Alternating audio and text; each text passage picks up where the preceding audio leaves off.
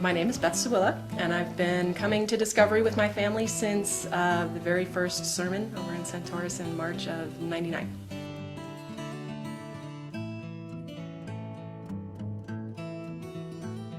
When Steve came to the church, he didn't like the tiny little pie crust pieces of communion bread that we used, because he really felt like we should be able to imbibe, to take in a much larger piece of the body of Christ. And I love that. I think that's a great way to think about it. It struck me, Jewish, hello, matzah, and I found a recipe for matzah crackers. But Steve, and I agreed with him, really wanted to stay away from the matzah cracker feel and have it bread. So really what I did was I doubled a matzah cracker recipe, baked it for the same amount of time at a little bit higher heat, and voila, we have a big loaf of bread. We cook it in a 17 by 11 inch pan so that it's large enough that we can have it into 2 large pieces for 2 services.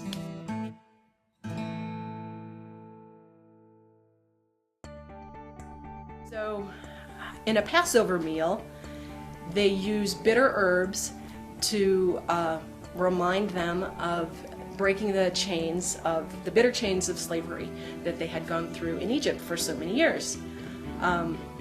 So I really liked that.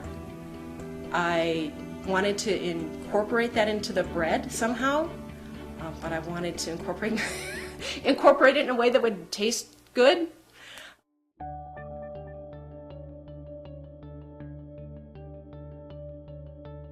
My name is Tarnie Coleman, and we've been coming to Discovery now for 7 years.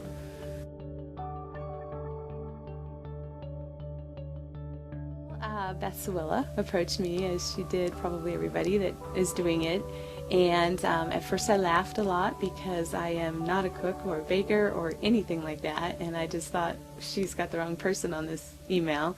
And then the more I realized it really wasn't about the bread, but what the bread meant, I thought I can do this. And it's actually been easy to make the bread. It's not very hard. So, but the meaning has been what's special. So I was really glad she asked me. When I am making it, I almost think about each time I put ingredient in or mix it up in the bowl, I think about promises that Jesus made. I think about things that He's told us, that He said, and I actually sit there and pray a little bit that, somebody's going to get this little corner piece over here, and somebody's going to have this.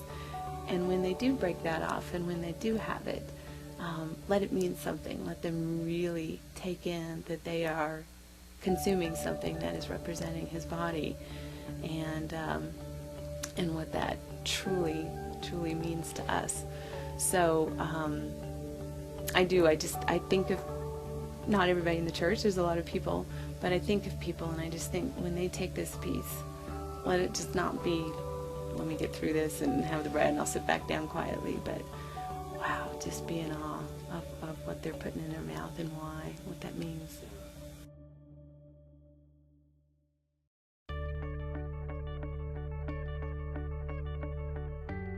Before I came to Discovery, I always saw people taking communion at other churches, and I saw the little wafers and discs that they would use for the communion, and I always thought that was a little strange.